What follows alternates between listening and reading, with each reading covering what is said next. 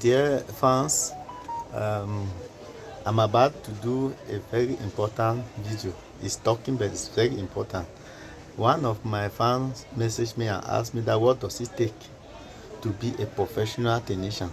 So I've seized the advantage to explain to my fans, if you want to be a technician, a professional one for that matter, there are some steps that you need to take. Or if you are already a technician and you don't know anything concerning how you can train somebody to become a good technician, this video is also good for you. So firstly, when you want to be a good technician, the first thing that you need to know, you have to learn the basics. Yes, you need to know the basics. That is why many people who jump into technician work in the middle, they end up making a bad technician because they neglected the basics. The basics are very important because you use them in the future to work. Yes, it's just like mathematics. Somebody who does not know the basic of asking him that -1 plus 1, he cannot give you the answer, but you jump to solve simultaneous equation that you put -3x squared minus 2 plus 1 is equals to 1. He cannot do it because he did not learn the basics. Only by the sign that they have just put that minus, he has already upset him. That is the same thing with technician work. Technical work is asking yourself question and answer them. That this place was circuit was this chip, the IC was supposed to supply 5 volt. Why is it not supplying the 5 volt? You go now to who you need to have enable signal. So technical work is asking yourself question and providing answers. So for those that are beginners or who want to be a technician, I will advise that the first thing that you need to know is learning components. What are the components of motherboard? Like for example, in computer motherboard, we have components like capacitors. Capacitors are found everywhere on the motherboard. I mean, those are one of the most shortest components on motherboard. And you know the type of capacitor. We have ceramic and non-ceramic or electronic capacitor. Ceramic are the ones that does not have positive and negative. It means that if you want to replace them, you can turn them anyhow, you can change the side, there is no problem.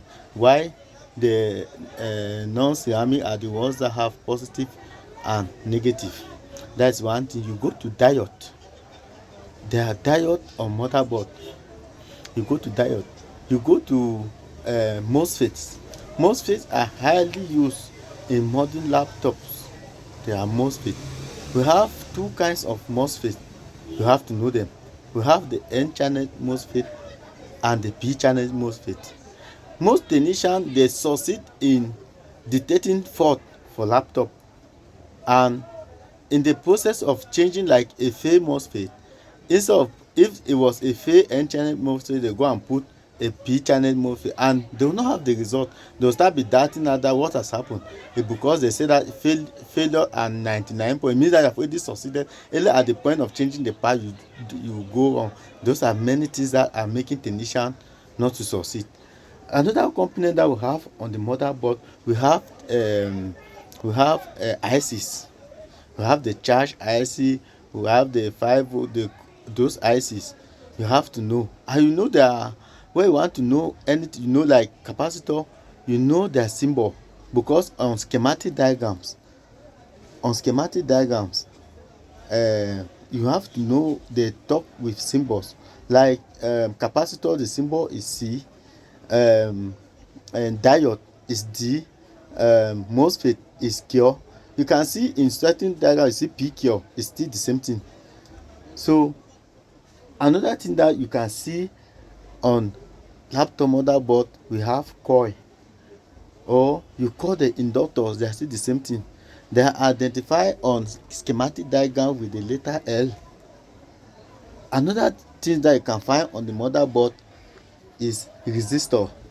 We have a network resistor that they can be 10 in one line, and we have resistor that they are spread singly. So resistor, they are identified with the letter R. We have what? We have the GPU. We have the GPU. We have the SIO. That's the chip. Yes, we have the SIO chip. That is the box. It manage power for the whole motherboard. Unlike the charging circuit, the charging IC, we have the processor, we have the RAM control IC, we have the BIOS. So I'll just name a few. That is the first thing that you need to know where you want to be a technician. Secondly, you need to know how to measure each of those components, how to know when they are fail, how to determine, how to measure them. You have to know it.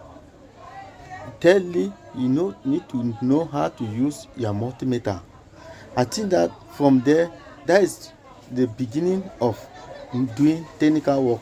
You don't just go into repairs. You don't even know the component. You don't want to repair. You want to just start repair. That's not how they do it. You learn the basics and you learn how to measure them. First, you learn components.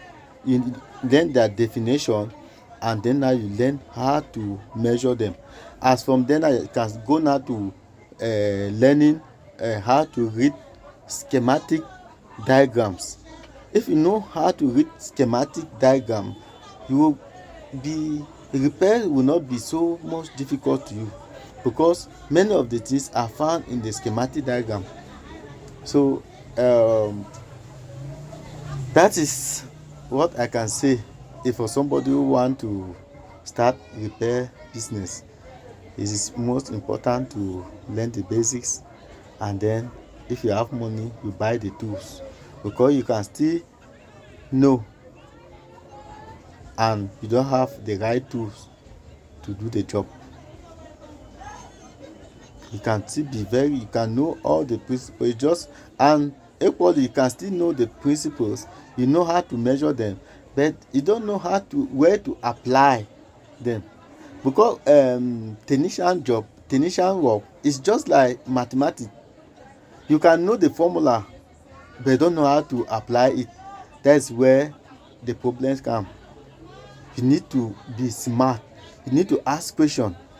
That this thing is supposed to be like this, why is it not like this? That is the question that a technician need to ask himself to be able to resolve motherboard issues. So thank you for watching. I will be coming up with more interesting videos.